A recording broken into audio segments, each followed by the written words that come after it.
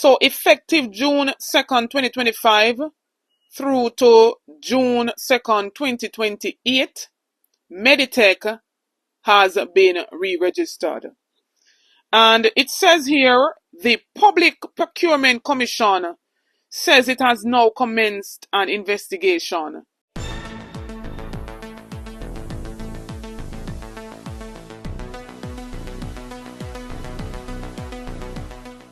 Bless up, ABR family and viewers. Welcome back to the channel. It's your girl, Isabel Rose. And in this one, Zara Burton of 18 Degrees North questions the renewed registration of MediTech, who is caught in the whole multi-million-dollar drill scandal. As well as Damian Crawford, the opposition spokesperson on education, basically telling sitting government MP Darrell Vybz that the bus is not bussing. Stay tuned for the details at hand. Don't forget to like, share, and subscribe to the channel. Please continue to go over and support Martha's Couponing Foundation. It's a charity foundation that supports children in Jamaica with back-to-school supplies. Please like, share, and subscribe to the channel in order for her to continue her charity. The link will be in the description as well as in the comment section. Please support. Thanks. So kicking off the first segment, we have proof here from a journalist, Zara Burton, who basically letting us know that the MediTech, who is caught in the multi-million-dollar drill scandal, has been re-registered via the Public Procurement Commission. And they basically was renewed to get government contract for another 3 years. So effective June 2nd, 2025 through to June 2nd, 2028, MediTech has been re-registered. And it says here, the Public Procurement Commission says it has now commenced an investigation. And so Zara Burton is on to something here when she says, how could it be that they're caught in such a massive scandal with no information to the public, but yet still their contract was renewed?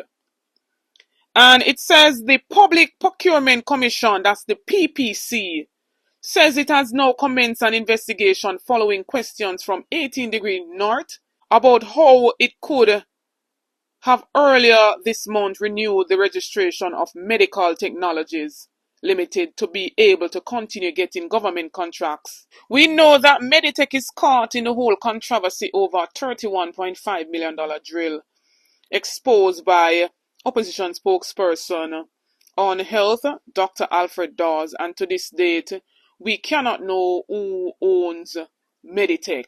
We only know of a mystery person who goes by A, and we have a sitting MP holding thousands of shares and says that he's holding the shares for someone.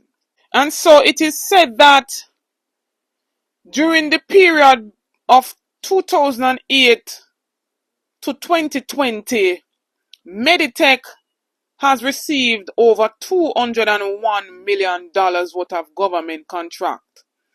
That's equivalent to 1.85 million US dollars. And the drill deal awarded in 2024 suggests it had continued to get taxpayers funded contracts past the time period. Section 43C of the Public Procurement Registration and Classification of Suppliers Regulations 2019 states that the Commission may renew the supplier's registration if it is satisfied that during the preceding registration period, the applicant has not engaged in any conduct amounting to a contravention of the Act or any other relevant law. So the whole controversy surrounding the multi-million-dollar drill and a cause for concern why they shouldn't have even renewed their contract.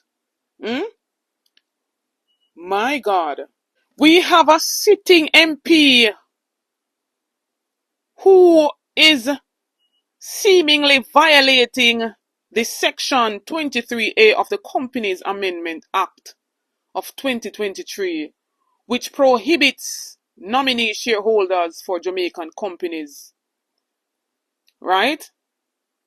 But yet still, the PPC, under the leadership of Milverton Reynolds, who is the chairperson, went ahead and registered MediTech to continue to get government contracts for another 3 years. What can go so? So we seen back then them rush to amend the law to keep a director of public prosecution on. We seen them rush to amend the law to do many other stuff that will benefit them. But they did not spend the time to work on the Access to Information Act. And so everything under this government is in secrecy. And after the Public Procurement Commission went ahead after all of this drill controversy and gave MediTech another 3-year contract. It's not until after Zara Burton dug a bit deeper and started to ask why, when they did not give, when MediTech still has not let the public know public funds appear for government contract, but yet still the public still don't know who owns MediTech. How could it be that they would have extended or renewed their contract for another 3 years? Zara Burton also discovered another potential breach. And so it says MediTech should file a beneficial ownership form, but none has been on file at the company's office. And under Section 377A1C, it mandates that companies must file this every single year. So why, when the opposition bawl out, them never commence an investigation? Why is it after them renew the government contract for MediTech, and because Zara Burton dig and questioning them, they commence an investigation? So none of them don't really care about taxpayers' dollars. None of them don't want to stand accountability to us. None of them not feel like them owe us any form of transparency when they're using our funds, our taxpaying dollars, to pay for these drills and to pay for all of these government contracts. Why isn't there a law to let us know who owns this company before government contracts are given out to them? ABR family and viewers, we can't make no mistake in this general election. Time come and time come now. We need a government who has transparency. We need a government who stands accountability. We need a government who will get our input as servants of us. We need a government who will put the people first. Time come and time come now. On Thursday, the spokesperson education come out publicly and say that the school bus system that I'm putting in on behalf of this government can't work. Today, I'm making a mathematical calculation to prove to Buckle-Stopper Vybz that it is impossible for a school bus program to work. Let us start with his assumptions that I saw him in a video with no less than the Minister of Finance and the Minister of Education. This school bus system, 100 routes, 258 schools, 328,000 students in the first phase. Within 2 years, we will be able to cover the 850 schools, 650,000 students. will be able to go to school every morning? He suggested that there is 100 buses in phase 1. Actually 110, but 10 is held in reserve to replace the ones that might be down, etc.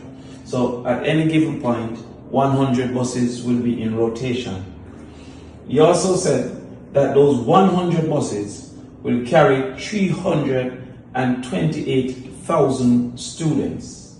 Now let's do the bus breakdown to find what is the average seat capacity of the buses. The average seat capacity of the buses is 48 students. This is done by doing a weighted average. So the students must be moved within a finite time span to get to school on time, 6 to 8 a.m. The most trips these buses can therefore take is 2 trips, and there is 1 per route. It will mean therefore that the total amount is equal to 48 times 100, which is equal to 4,800 students per trip. Might take 2 trips, the bus can make 2 trips, which will give us 9,600 students at maximum capacity. 328,000 students in the first phase. The system is nowhere near 328,000. Now, we can get a little more deep for Vybz. The bus moves from point A to B, sequentially moves from point B to A. So one bus goes from Linstead to Spanish Town and eventually moves back from Spanish Town to Linstead. This assumption is suggesting that the bus goes from Linstead to Spanish Town, come back with nobody and go back from Linstead to Spanish Town. So you can therefore add, let's say 50% of this number. Now the reason why there's always traffic in one direction is because based on our location of residents, it is often that more persons move in one way or the other. So we can add another 4,500, 4,800 here to say it is going in the other direction. If you want to be kind to Vybz, you can add the full 100%, and therefore the full 100% would be about 18,000, 19,200. If you add 15%, it would be about 14,000. So that is 14,000 as the maximum capacity of the system that the JLP is proposing. If it is to service 328,000, you would have to make 328,000 divided by 4,800. It would have to make 68 trips each day. So based on Vybz's calculation, his bus system in the period of 6 a.m. to 8 a.m. would make 68 trips. Each bus would make 68 trips. And the total, all buses will make 68 times 100, 6,800 trips per day. That is impossible, Vybz.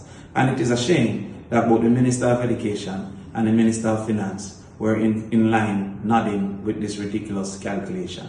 So, in fact of the matter, there is absolutely no way that 100 buses can transport on a daily basis 328,000 students. Now please remember, all students go to school every single day, and so they will need that transportation. Now it is impossible that the bus can make 68 trips per day. Now to the contrary, if Vybz says that each student would not get the bus each day, then of the 190 days that the students are supposed to go to school, they would be able to access this bus only 3 days of the 190 days if it is going to service 328,000 students. So Vybz, there's nothing correct about what you have calculated. Yeah, the academic dunce like what? No A from rat, no B from D, no cat from. Go ahead and let me hear what you're saying in the comment section, ABR family and viewers. Please to leave a like on the video, share out the video if you're new to the channel. Please to subscribe on the road to 30K. Help me to get there. Get this video to at least 10,000 likes. Spread that one near and far. Stay tuned for more videos. Stay tuned for more updates. Big up on yourself.